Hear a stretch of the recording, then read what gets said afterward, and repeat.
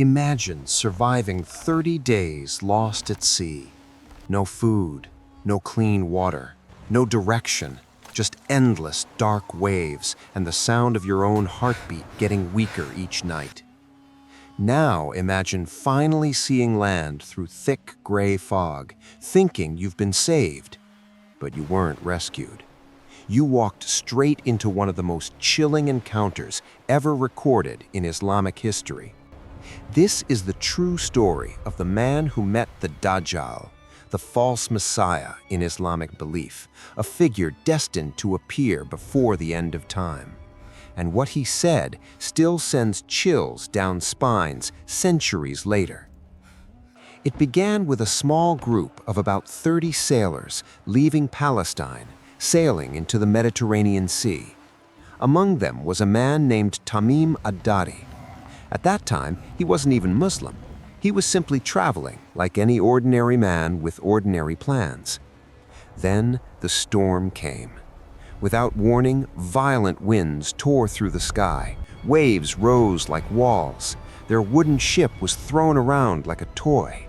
Night after night, the storm swallowed the horizon. They drifted for a month. By the second week, their food was gone. By the third, their water turned foul. By the fourth, hope itself felt thinner than air. Some of them believed they would never see their families again. And then, just as death felt certain, land appeared through the mist. An island, dark, silent, still.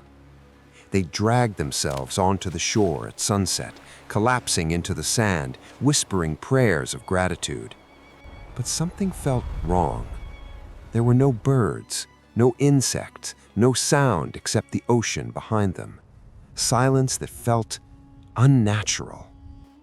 Desperate for fresh water, they moved inland. That's when they saw it.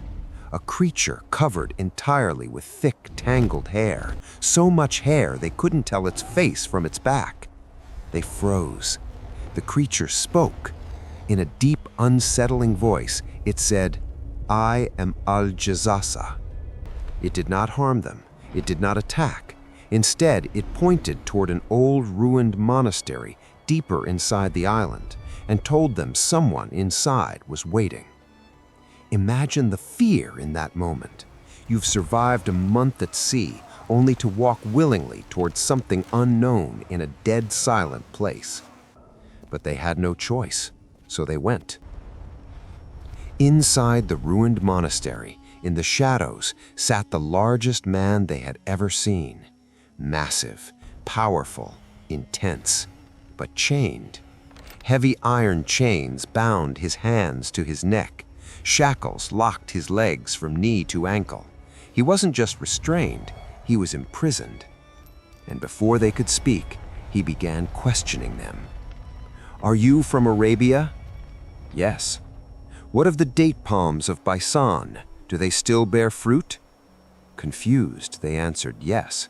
He replied calmly, "Soon they will not." He asked about the lake of Tabariya. Was there still water? Yes. Soon it will dry. It was as if he was tracking signs, checking events off a hidden list. Then he asked the question that changed everything. What is the prophet of the unlettered people doing? They told him about Muhammad, that he had left Mecca to Medina, that people were beginning to follow him. The chained man nodded. It is better for them to follow him. And then he revealed himself. "I am the Dajjal." In Islamic belief, the Dajjal is a false messiah who will appear before the end of time, performing deception so powerful that many will mistake him for a savior. He told them he would one day be released. He would travel the entire world, enter every city, except two, Mecca and Medina. He said angels stand guard there, preventing him from ever entering. The men stood frozen. They had just spoken to a figure connected to the final chapters of human history. Eventually, they escaped the island and returned home. Tamim traveled to Medina. He accepted Islam and told Prophet Muhammad everything that had happened. The Prophet gathered the community and shared Tamim's account publicly. Why?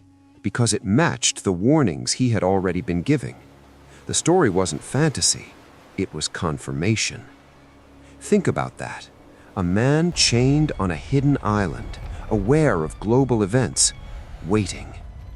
Whether someone sees this as literal, symbolic, or prophetic, one thing is undeniable. This account has shaped Islamic end times belief for over 14 centuries. And it began with a storm and 30 desperate men who thought they were being saved. Sometimes survival leads you somewhere far more terrifying than death. If this story made you pause, share it with someone who loves real historical mysteries.